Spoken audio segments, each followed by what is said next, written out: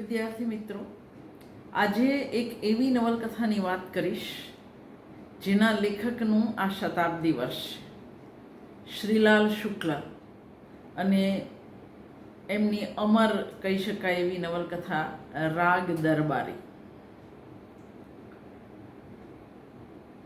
શતમુખ વિનિપાતની દિશામાં જતા દેશનું આ ચિત્ર લેખકે છેક 1967માં લખ્યું છે. એટલે આપણે જે અત્યારે ફરિયાદો કરીએ છીએ એ એમને ઘણું વહેલું દેખાયું હતું. આના પરથી ટીવી સિરિયલ પણ બની હતી. તો રાગ દરબારી, તમને આશ્ચર્ય થશે કે 1968માં આ નવલકથા છપાઈ, એને અકાદમી એવોર્ડ પણ મળ્યો અને 2024માં મેં જ્યારે ફરી એકવાર ખરીદી, જૂની કોઈ લઈ ગયું એટલે, ત્યારે એની આ 50મું પુનર્મુદ્રણ. એટલે આમ જુઓ તો કથારસ નથી અને છતાંય 50મી વાર છપાઈ રહી છે. એ દેખાડે છે કે આ નવલકથા વંચાઈ તો પુષ્કળ છે. ઘણીવાર એવું બને કે લેખક 40-50 કૃતિ લખે પણ ઓળખાય એમની એકાદ કૃતિ દ્વારા જ. પછી એ રાહી માસૂમ રઝાની આધા ગાંવ હોય, કૃષ્ણા સોબતીની જિંદગીનામા હોય અને બીજા ઘણા. એવો જ શ્રીલાલ શુક્લ સાથે પણ થયો. શ્રીલાલ શુક્લ 31/12/1925ના દિવસે એમનો જન્મ અને 28/10/2011ના રોજ એમનું મૃત્યુ. હિન્દી સાહિત્યના એક મોટા ગજાના સર્જક.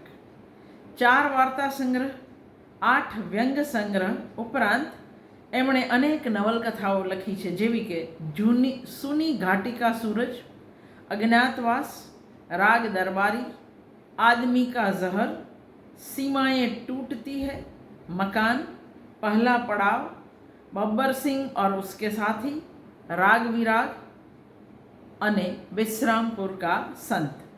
આવી નવલકથાઓ તો ઘણી લખી, પણ સર્જક તરીકેનો યશ અથવા તો લોકોના મનમાં એ રાગ દરબારીના લેખક તરીકે જ હંમેશા જીવતા રહ્યા. રાગ દરબારીને 1969માં કેન્દ્રીય સાહિત્ય અકાદમીનો પુરસ્કાર મળ્યો. આ સમયે રાહી માસૂમ રઝાની આધા ગાંવ પણ હરીફાઈમાં હતી, છેલ્લી 3માં, પણ એમાં ગાળો વધારે છે એવા કારણસર એને પુરસ્કાર ન અપાયો અને રાગ દરબારીને આ અપાયો. શ્રીલાલ શુક્લની વિશ્રામપુર કા સંત નવલકથાને 1999માં વ્યાસ સન્માન મળ્યું. 2008માં લેખકને પદ્મભૂષણ અને 2011માં ભારતનું સર્વોચ્ચ સાહિત્યિક સન્માન જ્ઞાનપીઠ પુરસ્કાર પણ મળ્યો. રાગ દરબારી નવલકથાનો ગિલિયન રાઇટે અંગ્રેજી અનુવાદ 1993માં રાગ દરબારી શીર્ષકથી જ કર્યો. નેશનલ બુક ટ્રસ્ટ દ્વારા રાગ દરબારી નવલકથાનો 15 ભારતીય ભાષામાં અનુવાદ થયો. ગુજરાતી ભાષામાં હરીન્દ્ર દવેએ રાગ દરબારી શીર્ષકથી કરેલો અનુવાદ આપણે ત્યાં 1983માં પ્રકાશિત થયો. આઝાદી પછીના 2 દાયકામાં આપણા દેશમાં થયેલા સર્વક્ષેત્રીય શતમુખ વિનિપાતને આલેખતી આ કૃતિ રાજકારણીઓ, ગુંડાઓ, પોલીસ તંત્ર, ન્યાયતંત્ર વચ્ચેની જે સાંઠગાંઠ છે અને બુદ્ધિજીવીઓની સર્વક્ષેત્રીય જે નિષ્ફળતા છે એ બેઉને આલેખે છે. રાગ દરબારી શીર્ષકથી રખે કોઈ એવું સમજે કે ભારતીય શાસ્ત્રીય સંગીતના એક રાગનું સૂચન કરે છે. અહીં તો શિવપાલગંજ ગામ, નવલકથાના કેન્દ્રમાં જે ગામ છે એનું નામ શિવપાલગંજ છે.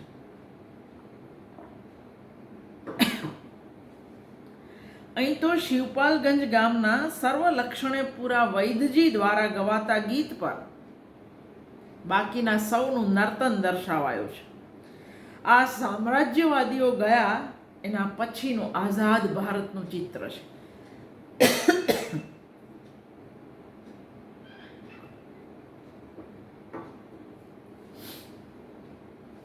રાગ દરબારી ઉત્તર પ્રદેશના પૂર્વાંચલના એક કસ્બા જેવા ગામ શિવપાલગંજની કથા કહે છે. આ વિશિષ્ટ કહી શકાય એવી નવલકથામાં વાર્તા તત્વ બહુ જ પાંખું છે. અહીં કોઈ નાયક નાયિકા નથી. સૂચિત પાત્ર બેલા સિવાય, સૂચિત પાત્ર એટલે જે નવલકથામાં હાજરા હજુર તમારી સામે નથી આવતું પણ એનું નામ વારે વારે આવે એને સૂચિત પાત્ર કહેવાય. સૂચિત પાત્ર બેલા સિવાય કોઈ સ્ત્રી પાત્ર પણ નથી.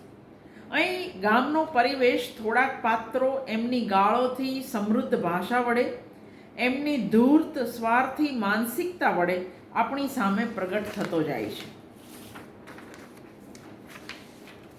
અહીં વ્યક્તિની નહીં પણ ગામની સામૂહિક માનસિકતા પ્રગટ થાય છે નવલકથામાં. એટલે હું ને તમે જેને નવલકથા સમજતા આવ્યા છીએ એનાથી આ સાવ જુદી કહી શકાય એવી નવલકથા છે. શિવપાલગંજની આ દસ્તાવેજી કથાને પ્રાદેશિક નવલકથા કહી શકાય એમ નથી. આમ તો કટાક્ષ, વ્યંગ જેની વિશિષ્ટતા છે એવી આ નવલકથાને કોઈ જાણીતું લેબલ મારી શકાય એમ નથી. વ્યંગ કથા તમે કેવી હોય તો કહી શકો. અહીં પાત્રો આરંભથી અંત સુધી એમની સ્વાભાવિક ગતિવિધિ સાથે હાજર છે. વૈદ્યજી ભલે મુખ્ય પાત્ર લાગે પણ હકીકતે કટાક્ષ જ આ કથાનો જીવ પ્રાણ છે. મહિલા આંચલના મેરીગંજ અને આધા ગામના ગંગોલી ગામથી અહીંનું શિવપાલગંજ ગામ સાવ અલગ છે. એ બંને ગામ એટલે મહિલા આંચલનું મેરીગંજ અને રઝાનું ગંગોલી, એ બંને ગામ જે રીતે એમના પાત્ર, પરિવેશ, બોલી, લોક સંસ્કૃતિ, તહેવારો વડે આપણી સામે ઊભા થાય છે એવું રાગ દરબારીમાં નથી થઈ શક્યું, અથવા તો એના લેખકને એ કરવું જ નથી.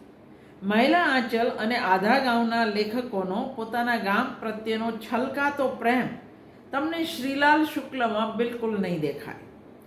નિર્મમ કહી શકાય એવા તાટસ્થ્યથી એમણે શિવપાલગંજ ગામની વાત કરી છે. અહીં ન તો કશે અતિતરાગ છે, ન ગ્રામ જીવન પ્રત્યેનો રંગરાગી આકર્ષણ છે. લેખક આપણી સામે જે શિવપાલગંજ ખડું કરે છે તે એકદમ જુગુપ્સક, વિરૂપ અને જરઠ કહી શકાય એવું ગામ છે. પ્રેમચંદના ગામડાથી શિવપાલગંજ બિલકુલ સામા છેડાનું, પણ એમાં રહેનારાઓ આપણને જરાય અજાણ્યા નથી લાગતા. સ્વાર્થી, સ્વકેન્દ્રી, સંવેદન બધીર લોકો વસે છે અહીં. ગામના લોકોનું વર્તન, વાતચીતની ભાષા અને સમાંતરે લેખકનો કટાક્ષ, આ બધું સંવેદનશીલ ભાવકને સ્તબ્ધ કરી દે એવું છે. લેખકે ભાવકને આઘાત આપવા માટે પાત્રોની પ્રકૃતિ અને વક્રવાણીનો ઉપયોગ કર્યો છે. તટસ્થ નજરે જોયેલું જેવું છે તેવું ગામ અહીં છે. જેવા છે તેવા લોકો અહીં છે. ગરજે ગધેડાને પણ બાપ કહે તેવા. ગાળ બોલવામાં જરાય ક્ષોભ નહીં. લાંચ ન લે તો ઘર કેવી રીતે ચાલે એવું માનનારા. જ્ઞાતિનું અભિમાન નાકના ટેરવે રાખનારા. કોઈ પણ પ્રકારની ચૂંટણી જીતવા માટે કોઈ પણ હદે જઈ શકનારા. કોઈ પણ પોલીસ કેસમાં વૈદ્યજી કહે તેવી સાક્ષી આપનારા. શિવપાલગંજના લોકો જ આ નવલકથાનું ચાલક બળ છે. શિવપાલગંજની વાસ્તવિકતા આલેખતા લેખક ગામના લોકોની સામૂહિક માનસિકતાને આલેખવામાં સફળ રહ્યા છે. રાજનીતિની ગંદકીની ગંગા વહેતી વહેતી ગામડે પહોંચી. ચૂંટણીના ચક્રે ગામડાને પણ વરવા બનાવી દીધા. વિધાનસભા, લોકસભાની ચૂંટણીઓમાં મત મેળવવા ખેલાતા તમામ હથકંડા ગામડાની પંચાયત કે ગ્રામસભા, કોલેજની ચૂંટણીઓમાં પણ અજમાવાતા થયા. ભ્રષ્ટાચાર, લાંચ, ગોટાળા વગેરેમાં ગામડાએ એટલી તેજ દોડ લગાવી કે શહેરો પાછળ રહી ગયા. આવા જ એક ગામ શિવપાલગંજમાં આમ તો ગમી જાય એવું કશું નથી. નર્યું, ગંદુ, ગોબરું રાજકારણ છે. ગમે ત્યાં પેશાબ કરતા અને લોટે જતા લોકો છે. લોકોનો પરસ્પરનો જે વ્યવહાર છે એ બિલકુલ અભદ્ર છે. કુટિલ નીતિથી સામેનાને પછાડવાની વૃત્તિ, વરવી ટાંટિયા ખેંચ, નરી લુખ્ખી દાદાગીરી, જુગાર અને દારૂ બાબતે બેફામ આ પ્રજા પાછી ઊંચ નીચમાં પાક્કું માનનારી. આમ તો અહીં કોઈ પણ પ્રકારના શોષણની સીધી વાત લેખકે નથી કરી. અહીં શિક્ષણ વ્યવસ્થા, પોલીસ તંત્ર, ન્યાયતંત્ર દરેકની અરાજકતા અને અનૈતિકતાની વાત થઈ છે. અહીં રંગનાથ સિવાયના કોઈ પાત્રને માનસિક મથામણ કરવાની કે લાગણીના સ્તરે સંઘર્ષ અનુભવવાની જરૂર પડતી નથી. જે કકળાટ કે સંઘર્ષ છે એ સૌને દેખાય એવો છે. દાખલા તરીકે ખન્ના માસ્તરનો કે ગયાદીનનો, રૂપન કે બદ્રી કે ખુદ વૈદ્યનાથનો સંઘર્ષ. રંગનાથ માનસિક સંઘર્ષ અનુભવે છે, પણ રંગનાથ શિવપાલગંજનો નથી. શિવપાલગંજના તો વૈદ્યજી છે, રંગનાથ તો એમનો ભાણેજ છે અને એ વૈદ્યજીને તબિયત દેખાડવા માટે આવેલો છે. રંગનાથના પ્રવેશથી શરૂ થતી રાગ દરબારી, એના અંતે રંગનાથ શિવપાલગંજ છોડીને જતો રહે છે. ઇતિહાસમાં એમએ કરી સંશોધન કરવાનો વિચાર કરતો રંગનાથ શિવપાલગંજમાં રહેતા એના મામા વૈદ્યજીના ઘરે તબિયત સુધારવા હવાફેર માટે આવ્યો હતો. વૈદ્યજી રંગનાથના મામા છે. રૂપન જે 18 વર્ષનો છે ને એનો મોટો ભાઈ બદ્રી જે પહેલવાન છે. રૂપન બદ્રી પહેલવાનના પિતા. છંગામલ ઇન્ટરમીડિયેટ કોલેજના વૈદ્યજી મેનેજર છે. છંગામલ ઇન્ટરમીડિયેટ કોલેજ આ ગામના કેન્દ્રમાં, નવલકથાના કેન્દ્રમાં છેક પહેલેથી છેલ્લે સુધી રહે છે. તો એના એ મેનેજર છે. કોઓપરેટિવ યુનિયનના વૈદ્યજી મેનેજિંગ ડિરેક્ટર છે. ગ્રામ સભાના તે કરતા હર્તા છે. એમના નાક નીચે કોલેજમાં જે ગરબડો ચાલે છે એના વિશે એ જરાય અજાણ્યા નથી. પોલીસ તંત્ર, ન્યાયતંત્ર, નેતાઓ બધા વૈદ્યજીના હાથના રમકડા છે. આખા ગામને, બધી સંસ્થાઓને વશ કરવાના વૈદ્યજી પાસે અનેક રસ્તા છે. ક્યારેક પોતાની જીભથી, ક્યારેક રૂપનની ધમકીથી, તો ક્યારેક બદ્રી અને એના ચેલા છોટે પહેલવાન, સનીચર વગેરેના દંડાથી. રૂપન પિતા માટે કહે છે, સીધે કે लिए बिल्कुल सीधे है और हरामी के लिए वो खानदानी हरामी है. જોકે એવું છે નહીં. વૈદ્યજી કોઈ સાથે સારું વર્તન કરી શકતા હશે એવું લાગે નહીં. એટલે સીધે કે સાથ સીધે એવું કોઈ જગ્યાએ આપણને વિશ્વાસ બેસતો નથી. આમ તો લેખક કહે છે વ્યંગમાં કે વૈદ્યજીને સત્તામાં કોઈ રસ નહોતો, છતાંય કોલેજથી લઈને, ગ્રામ સભાથી લઈને, કોઓપરેટિવથી લઈને બધી જગ્યાએ વૈદ્યજી જ વૈદ્યજી છે. પણ જવાબદારીવાળા આ પદો પર કામ કરવાવાળા પણ હોવા જોઈએ ને. વૈદ્ય એવું કહે છે કે ના છૂટકે રહેવું પડે છે, કોણ કરે? વૈદ્યજી આમ તો 65ના હતા, પણ સેંકડો રાજકારણીની જેમ તેઓ પણ માનતા હતા કે હમ બૂઢે તભી હોંગે જબકि હમ મર જાએંગે. દરેક નેતા એવું જ કહેતો હોય છે. દરેક મોટા રાજકારણીની જેમ વૈદ્યજી પણ રાજનીતિને નફરત કરતા હતા અને રાજકારણીઓની મજાક ઉડાવતા હતા. વૈદ્યજી દરેક પ્રકારના ખાનગી અને જાહેરમાં સારવાર થઈ શકે એવા રોગની સારવાર કરતા.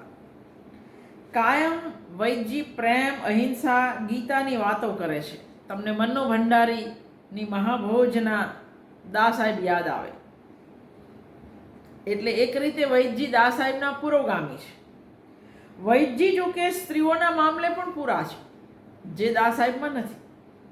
વૈદ્યજીના ગુંડા જે કહે તે જ વાત શબ્દ ફેરે એમના દીકરા પણ કહે છે.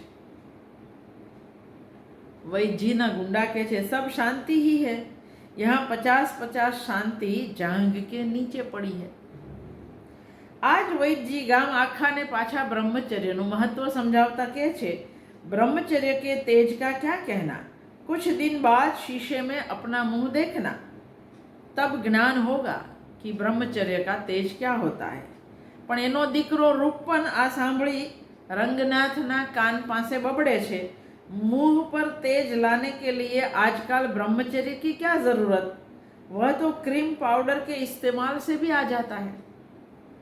વૈદ્યજી અંગ્રેજોના જમાનામાં અંગ્રેજોના ખાસ હતા, વફાદાર હતા. દેશી હુકુમતમાં દેશી સત્તાધીશ સાથે પણ એમને સારા સંબંધ હતા અને હવે નેતાઓ સાથે પણ. વૈદ્યજીના જે લક્ષણો છે તે આઝાદી પછી આપણા દેશમાં બિલાડીના ટોપની જેમ ફૂટી નીકળેલા ચાલાક, કુટિલ, સ્વાર્થી, સ્વકેન્દ્રી, લાલચુ, નાલાયક નેતાઓ જેવા જ છે. આવા બની બેઠેલા સ્વાર્થી નેતાઓએ ગામડાને નૈતિક સાંસ્કૃતિક બાબતે ખતમ કરી દીધા. આખા ગામ પર સાપની જેમ કુંડળી મારીને બેઠેલા વૈદ્યજીના બંને દીકરા પણ ગુંડા જ છે. રૂપન કોલેજનું ક્ષેત્ર સંભાળે છે તો બદરી બાકીના ક્ષેત્ર. પોતાની વાત ન માને એવા અધિકારીની વૈદ્યજી પળવારમાં બદલી કરાવી શકે. પોતાને રાજીનામું આપવું જ પડે ફરજિયાત, એક સંજોગો એવા ઊભા થાય તો એ જગ્યા પર રાજીનામું આપ્યા પછી વૈદ્યજી પોતાના જ માણસને બેસાડે. સગા દીકરાના લગ્ન બાબતે પણ વૈદ્યજી બેવડી રમત રમી શકે અને આ બધું વૈદ્યજી સાવ શાંતિથી કરે.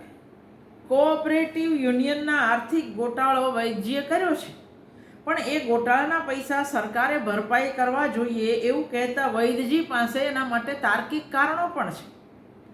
આપણે ગોટાળો છુપાયો નથી એવું વૈદ્યજી ગર્વભેર કહે છે. ગોટાળો કરનાર વ્યક્તિને સરકાર પકડી શકી નથી એટલે સરકારી અક્ષમતા માટે કોઓપરેટિવ યુનિયનને બદનામ ન કરી શકાય એવો એમનો તર્ક આપણા દેશના વ્યવસ્થા તંત્રની નિર્લજ્જતાનું પ્રતીક છે. તમે પકડી કેમ નથી શકતા મને, ધારો કે મેં ગુનો કર્યો છે તો? એટલે વાંક તમારો છે. આ દલીલ એ કઈ હદની નિર્લજ્જતા બતાવે છે. વૈદ્યજી, એમના દીકરા, બાકીના ગુંડાઓને બાદ કરતા ગામના બધા પરિસ્થિતિ સાથે, સંજોગો સાથે સમાધાન કરીને જીવનારા લોકો છે. જેની દીકરી બેલા પાછળ વૈદ્યજીના બેવ દીકરા રૂપન અને બદરી બેવ ગાંડા થયા હતા, એ ગયાદીન આ નમાલી પ્રજાનો પ્રતિનિધિ છે. એને વૈદ્યજીની તાકાત ખબર છે એટલે દબાઈ ચંપાઈને નરસા માણસથી દૂર રહેવું સારું એવું સમજીને જીવવામાં માને છે. ભરી અદાલતમાં વૈદ્યજીના માણસોએ એની દીકરીની બેઇજ્જતી કરી હતી તોય ગયાદીન શું કરી લેવાનો? એ તો વૈદ્યજીને વિનંતી કરે છે, आज तुम्हारा जमाना है, सभी लोग तुम्हारे पाँव पर लौट रहे हैं, पर अपने को इतना भूल मत जाओ, भले आदमियों को भी शिवपालगंज में रह लेने दो. પોતા પર મુશ્કેલી આવે ત્યારે એ વૈદ્યજીને આજીજી કરે છે, પણ બીજા ગામના ભલા લોકો એમને પડતી મુશ્કેલીમાં ગયાદીન પાસે મદદ માંગવા આવે તો ગયાદીન મદદ કરવા તૈયાર નથી. કોલેજના માસ્તરો ગયાદીન પાસે ફરિયાદ લઈને આવે તો એમને સાવ નિરાશ કરે છે. વ્યાજખોરીનો ધંધો કરતા ગયાદીન કોલેજ ટ્રસ્ટના ઉપપ્રમુખ છે.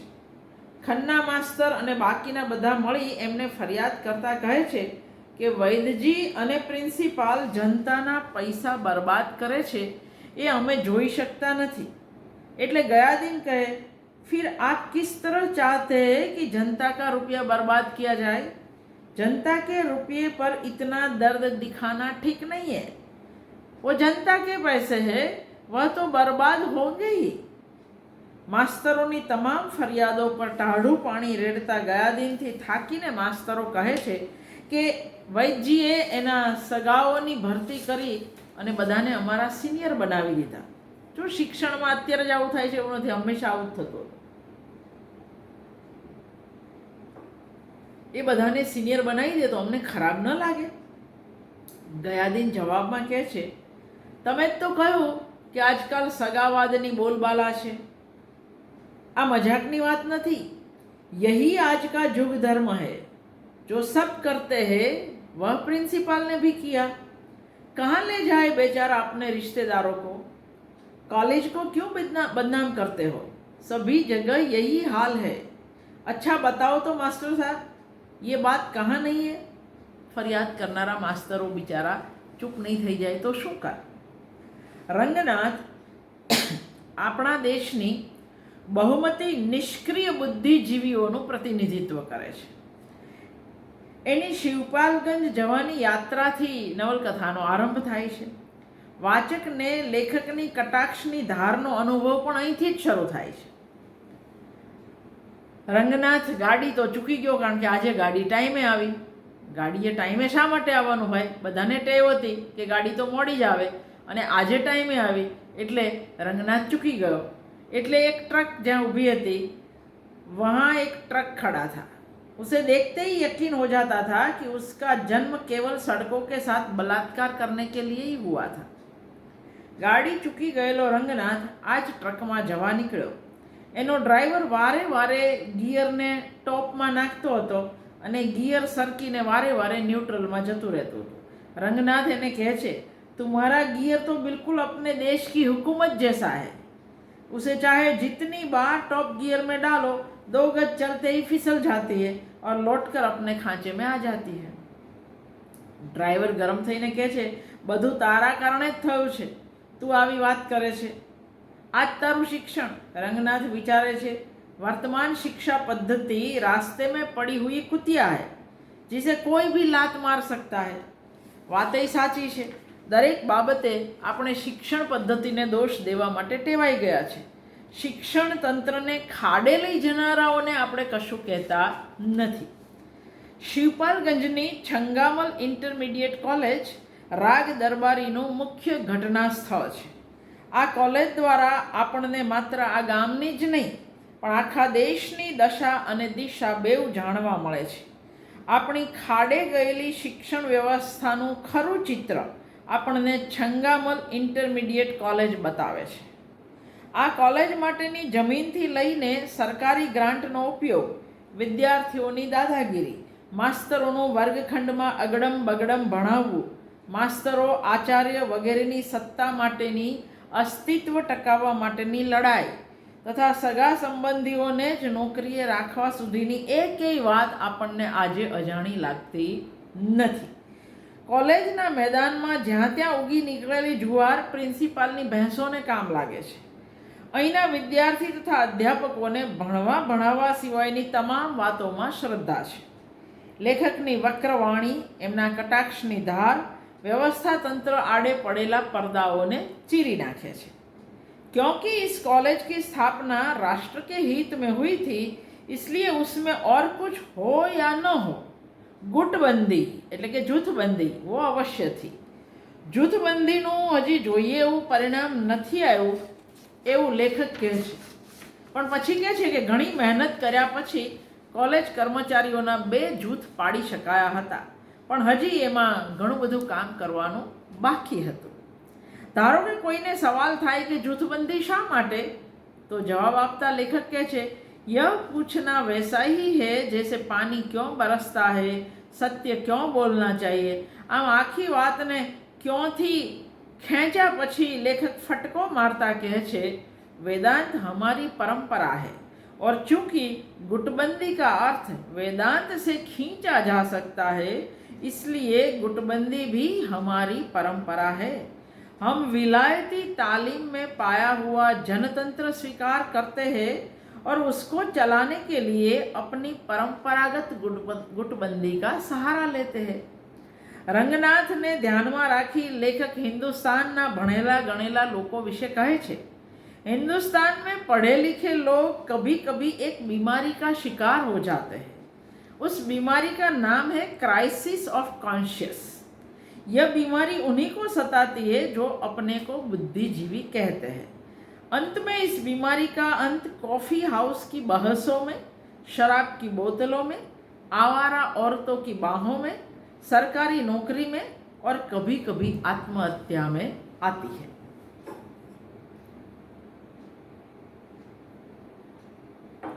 વૈદજીના દીકરા બદ્રી પહેલવાનના અખાડામાં જે યુવાનો કસરતના દાવપેચ શીખે છે એ બધા વૈદજીના વિરોધીઓને ચિત્ત કરવામાં કામ લાગે છે. રંગનાથે જે દિવસે કોલેજના મેનેજરની ચૂંટણીમાં તમંચાના જોરે સભ્યોને પાછા મોકલી દેવાયા એ જોયું એ પછી એને આ બુદ્ધિજીવીવાળી બીમારી લાગુ पड़ी હતી। रंगनाथ ने विचार आवे छे, जिस मुल्क में इन छोटे छोटे ओहदे के लिए ऐसा किया जाता है, पिस्तौल काढ़वामां आवे, वहाँ बड़े बड़े ओहदों के लिए क्या नहीं किया जाता होगा। रंगनाथ वैद्यजीना नाना दीकरा रूपनने कहे छे કે મામાએ આમ તમંચાના જોરે આવી સાવ નજીવી ચૂંટણી ન જીતવી જોઈએ। તો રૂપન તો એવું નથી માનતો, એ કહે છે કે દેખો દાદા, ये तो पॉलिटिक्स है, इसमें बड़ा से बड़ा कमीनापन चलता है। दुश्मन को जैसे भी हो चित्त करना चाहिए। यह न चित्त कर पाएंगे तो खुद हम चित्त हो जाएंगे। જે દેશમાં સાધન શુદ્ધિ પર સૌથી વધારે ભાર મુકાયો હતો એ દેશનો યુવાન ગાંધીના ગયાને માત્ર 10 વર્ષ થયા છે ત્યારે આવો જવાબ આપે છે। આ 1967માં લખાય છે, 68માં। આ રૂપનભાઈ માત્ર 18 વર્ષના છે। ભણવામાં ખાસ કરીને 10મા ધોરણમાં એમને એટલો બધો પ્રેમ હતો કે 3 વર્ષથી એ 10મા ધોરણમાં જ હતા। ગયાદીનની દીકરી બેલાને એ ફિલ્મી ગીતો સાથેનો પત્ર લખતો। એક પત્ર એના ભાઈ બદ્રીના હાથમાં આવી જાય છે અને હવે બદ્રી છડેચોક જાહેર કરે છે કે પોતે બેલા સાથે પરણવાનો, એટલે બેઉ ભાઈઓ વચ્ચે તણાવ।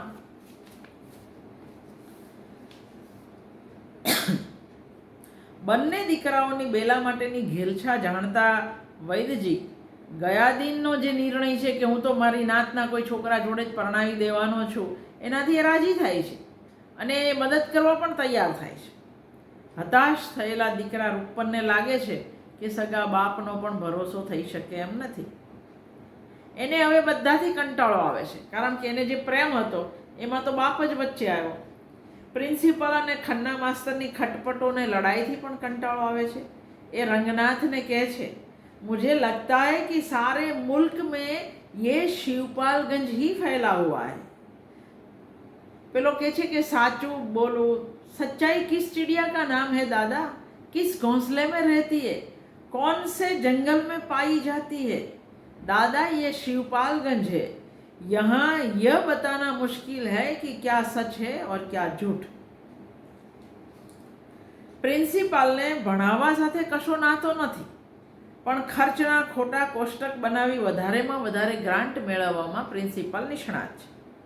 પ્રિન્સિપાલ વૈદ્યજીની મદદથી મન ફાવે એવા નિર્ણયો લઈ શકે છે, પોતાના ઓળખીતા પાળખીતાને નોકરીએ રાખી શકે છે અને ખન્ના માસ્તર જેવા સારા શિક્ષકો સાથે એકાયમી લડ્યા કરે છે। ખન્ના અને અન્ય માસ્તરોની ફરિયાદ ન તો વૈદ્યજી સાંભળે છે ન ગયાદીન। લડાઈ ઓફિસની બહાર વિદ્યાર્થીઓ વચ્ચે પણ પહોંચે છે, પણ વૈદ્યજી બિલકુલ આપણા નેતાઓની ભાષામાં જ વાત કરે છે। પ્રિન્સિપાલના ખેલ વૈદ્યજી પાસે હાજીહા કરવાની એમની ટેવથી અકળાયેલો રંગનાથ એમને કહે છે, તમે ખોટા પ્રિન્સિપાલ થયા, તમારે તો વાઇસ ચાન્સેલર થવાનું હતું। પણ નફટ પ્રિન્સિપાલ જવાબ આપે છે, જો આ આજના વાઇસ ચાન્સેલર માટે નથી, 1967-68ના વાઇસ ચાન્સેલર માટે છે, ત્યારે આપણે ઉમાનતા સારા વીસી આવતા હતા। प्रिंसिपल कहे छे, वाइस चांसलर माटे पण जिंदगी नरक ज छे। सवेरे से ही अपनी मोटर लेकर हर एग्जीक्यूटिव वाले को वो सलाम लगाता है।